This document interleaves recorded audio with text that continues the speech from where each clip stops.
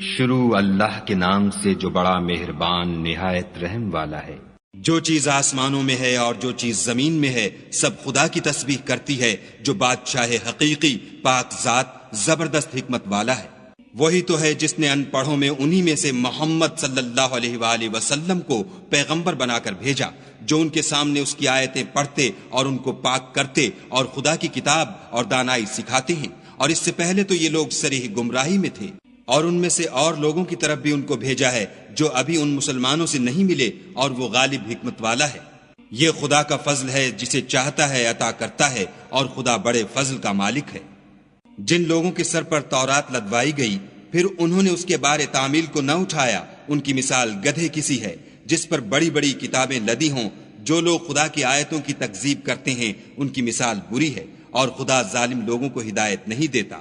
کہہ دو کہ اے یہود، اگر تم کو یہ دعویٰ ہو کہ تم ہی خدا کے دوست ہو اور لوگ نہیں، تو اگر تم سچے ہو تو ذرا موت کی آرزو تو کرو، اور یہ ان اعمال کے سبب جو کر چکے ہیں ہرگز اس کی آرزو نہیں کریں گے، اور خدا ظالموں سے خوب واقف ہے۔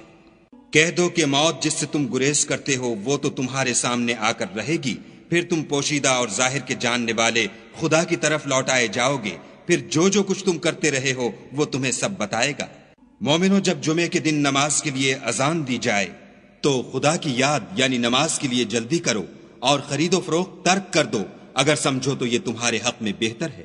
پھر جب نماز ہو چکے تو اپنی اپنی راہ لو اور خدا کا فضل تلاش کرو، اور خدا کو بہت بہت یاد کرتے رہو تاکہ نجات پاؤ۔